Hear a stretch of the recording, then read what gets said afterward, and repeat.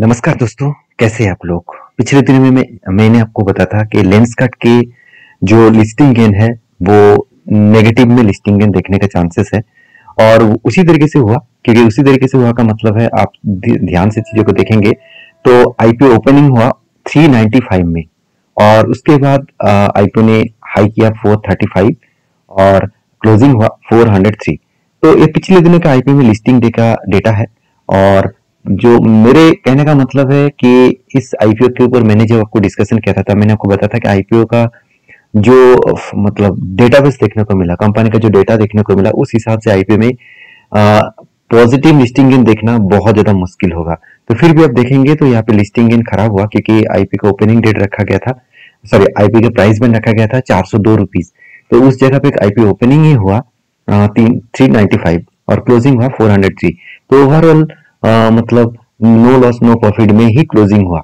तो ऐसे क्यों हुआ? क्योंकि आईपी के ऊपर मैंने जब आपके साथ डिस्कशन किया था तब मैंने बताया था कि कंपनी का फाइनेंशियल डिटेल्स बहुत खराब है। बहुत खराब मतलब कंपनी आपको अच्छा दिखाने के लिए लॉस मेकिंग कंपनी को प्रॉफिट में कन्वर्ट किया। ये दिखाया कि 25% सेल्स ग्रोथ है एंड 3000% का प्रॉफिट ग्रोथ है। एक्चुअली है नहीं। तो इसके लिए क्या क्या डिटेल्स था, किस तरीके से आईपीओ के ऊपर मतलब कस्टमर को ले आने के लिए, कस्टमर मतलब इन्वेस्टर को इस आईपीओ में अप्लाई करने के लिए क्या क्या खेल खेला, तो उसके ऊपर मैंने डिस्कशन किया था। तो इतनी सारे बात मैं क्यों बता रहा हूँ क्योंकि ये तो आईपीओ लिस्टिंग हो चुके हैं। क्योंकि मैं आज जिस आईपीओ के बारे में बात करूंगा उसका भी ऊपर सेम टू सेम मैंने वीडियो बनाया था और आज इसका लास्ट डेट है, जो आप देख सकते हैं।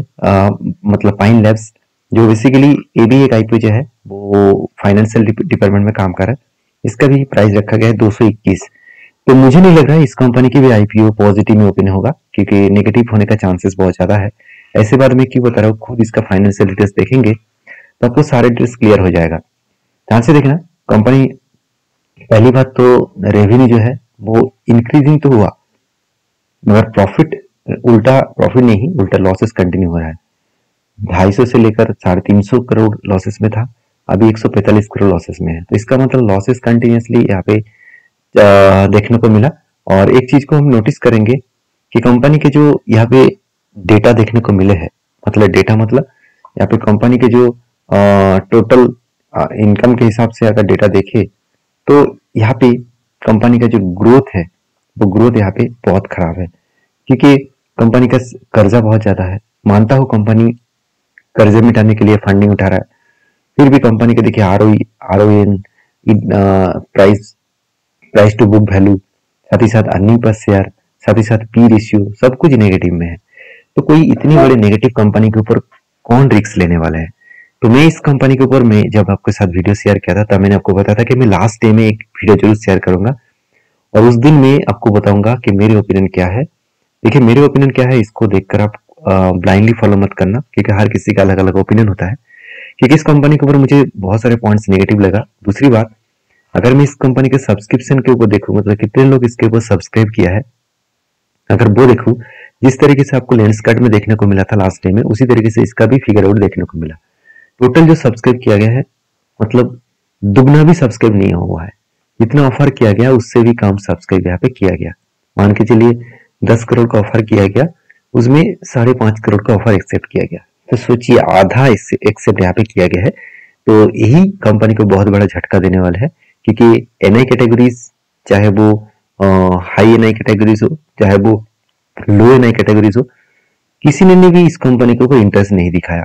उल्टा रिटेल पब्लिक भी समझदार हो चुके हैं, वो भी इंटरेस्ट नहीं दिखाया। तो इंटरेस्ट कौन दिखाया? इंटरेस्ट दिखाया नहीं, एम्प्लॉय को तो मतलब लेना ही पड़ता है। तो सर एम्प्लॉय इस कंपनी के ऊपर इंटरेस्टेड है, बाकी कोई भी इंटरेस्ट नहीं है। तो ये पॉइंट्स बताता है कि कंपनीज के ऊपर अच्छा खासा लिस्टिंग नहीं, अच्छा खासा लॉसेस में लिस्टिंग गेन देखने को मिल सकता है। तो क्योंकि इसका ग्रे मार्केट पीएम देखेंगे, जब ओपनिंग था मतलब फर्स्ट दिन जब ग्रे मार्केट पीएम आया था तो 15% था, उसके बाद 9% हुए, उसके बाद 3%, 5%, 2%, 1%, उसके बाद 0 हो गया। मतलब ग्रे मार्केट पीएम 0 का मतलब समझ रहे हैं कि इस कंपनी के ऊपर एक अच्छा खासा लॉसेस देखने को मिल सकता है। देखिए सारे पॉइंट जो मैं आपके साथ शेयर किया हूँ मेरे इतने साल के एक्सपीरियंस के हिसाब से किया हूँ। मैं ऐसे नहीं कि 100% वही होगा जो मैं बता रहा हूँ, मेरे एक्सपीरियंस के हिसाब से मुझे लग रहा है कि इस कंपनी के ऊपर चांसेस ज़्यादा है कि लॉस में ही ओपन होगा। फिर भी आप अगर सारे डिस्क को रिसर्च किया है, ध्यान से सारी चीज़ों को रिसर्च करिए, उसके बाद काम करिए।